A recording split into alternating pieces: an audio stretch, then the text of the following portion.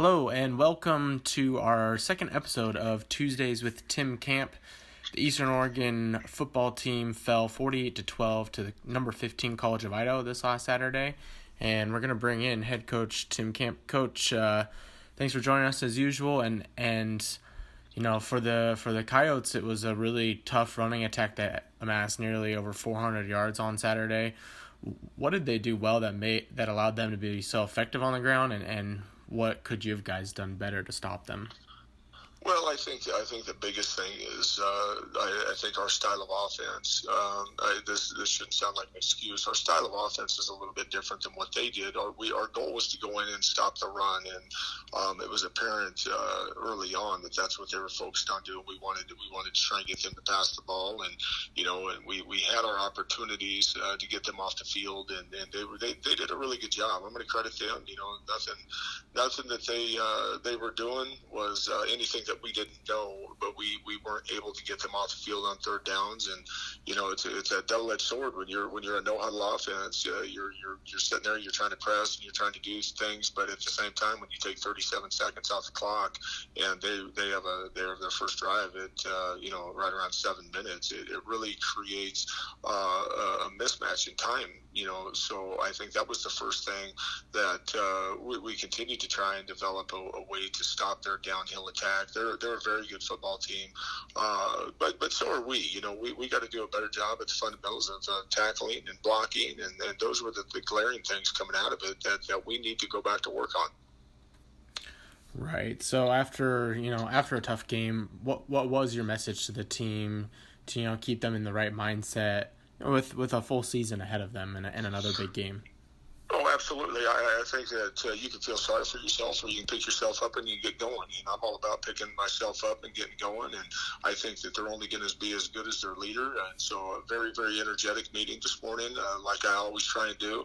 And I'm gonna find the positives. I think that's what a good football coach does, is he finds some of the good things that we were able to do, because there was some good things that we did offensively and defensively, and even in the special forces game. But at the same time, not enough to be able to say that, hey, you know what, we're going to be able to come out of that environment with a win. So those were the big things that we talked about this morning, and then we went back to work. It's going to be a choice. You can lay down and say, oh, you lost your first one, or you can get back up and you can start seeing the team progress the way that you want to. And like I told the team, we got to stay together. It's a family that we're building. We're building a football program, and we're going to continue to do it the right way. And I want to make sure that they're sticking together. I want to make sure they're doing the right things and they're talking each other up. If they want to blame anybody, they can blame me. I got big shoulders. I've been doing this a long time, and I've been in the same situation before. And we've always been able to get our way out of it, but it's not going to be without hard work and dedication and a commitment to Eastern Oregon University. Right, and you mentioned some of the positives. Can you elaborate on some of those that you saw from this game that you can kind of take away from it and move forward with? Absolutely. I think that with the exception of 2 plays in our special forces, I thought that the kids played hard. They were in the exact place that they need to be, and they were running, and they were playing hard, and they were following the scheme. So that's the special forces side of things. And we did have a couple of letdowns in that game, and those are correctable things, but it's really a focus thing. It had nothing to do with anything that College of Idaho did to us. It was a mental breakdown in what we did. Defensively, I felt we come out and we won the third quarter, and I think that you can take that and you can build on that. And I think that the guys being able to, it's you versus you when it comes to effort. Nobody's judging anything. Only person that can judge anything about effort on defense is yourself. And I think that was one of the things that we really tried to focus on, and showed a bunch of guys giving effort. And then we kind of saw some guys that were at times not doing the things that we want them to do, and kind of going rogue a little bit. And again, that's all coaching. If I'm seeing it on film, we got to identify that, and we got to identify it fast. And you're going to do things our way and our style and our system, and if not, we're going to find somebody who wants to. So again, the good thing was there was only a couple instances that I saw that on defense. And then offensively, you stand out there and you got a guy coming back in at quarterback that I believe in so much, and we got a big offensive line, and to be able to execute and run our system and do the things that we do, you got to be keyed in, and they weren't doing anything differently than what we practiced for 19 days, and to be able to go out there on that stage and not be able to come out of there feeling 280 yards of offense. Shoot, we were doing that in the triple option system, 20 plus years ago, with what we have and who we have, I do expect, and I know the players expect a lot more out of our offense. And those are some of the things that we were able to correct during the course of the game. And we got the ball moving in the third quarter. And we were able to effectively and efficiently move the ball down the field. So those are big time positive things. And I think that they can't be overlooked. Obviously the scoreboard didn't indicate that to me. But at the same time, being able to watch the film in detail and seeing that the guys are giving effort and they're really trying to do what we're asking them to do. And as coaches, we got to be able to find the guys and put them in the correct positions. And it's not all on the players.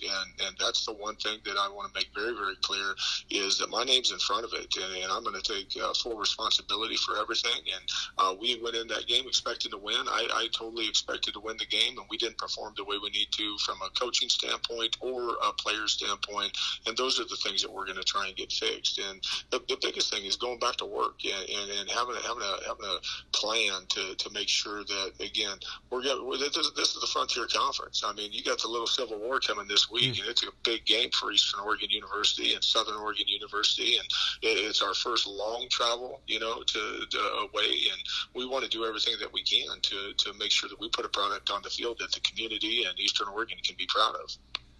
Yeah, you mentioned you got number 20 Southern Oregon coming up this Saturday, September 7th at 1 p.m. And yeah, you guys got the long trip over to Ashland. So talking about that game coming up, obviously you've mentioned what you guys need to do better, but what differences does Southern pose versus College of Idaho that you guys need to kind of be ready for? Right. Well, we're so similar. Our offense is basically the same thing that Southern is doing. We're very similar that way. We're very similar defensively. Even in the kicking game, we attack things almost the same way. So we've been doing a lot of what we call blues on blues and golds on golds during the first day of practice for Southern Oregon, so we can get a fastball look. And I think that's what we need. We got that first game out of the way. Now we can settle down and we can play our system and our style. And I think that's going to be really, really huge going into the Southern Oregon game because they do have good team speed. They're a little bit different than College of Idaho, and they want to attack you in different areas. And those are the same things that we want to try and do. So I think the similarities between both of the schools are going to be huge. And again, it's going to come down to effectively making plays, holding your blocks a little bit longer, being able to pressure the quarterback. They have a really good quarterback. They're kind of a run game by committee a little bit, but they got some explosive wide receivers. So again, I really believe that when we match up, I think we match up well. But we got to again, you can match up well with anybody, but you got to do your job at the end of the day. You can't be helping out somebody else because you don't think that they're going to get the job done. We got to believe in each other. We got to continue to fight the good fight and continue to build practice after practice up of quality practices, and being efficient and being upbeat, and that comes from the coaching. Again, there's nobody feeling sorry for us. That's the one thing that I told them after the College of Idaho game. The choice is ours. What we want to do, we can work to get better, or we can feel sorry for ourselves. And by all indicators today, the kids come to work. And I was super proud of that. We got a good team with a good spirit, and they want to get better. So I'm very encouraged about that. Well, that's good to hear. We are excited for this game coming up this Saturday. Again, it's September 7th in Ashland at number 20 Southern Oregon. And Coach, we're really hoping when you guys make the return home that you'll have a W under your belts, and we'll be able to take on Montana Tech here at home the next week with a 1-1 record. Absolutely, that's the plan. And mount up.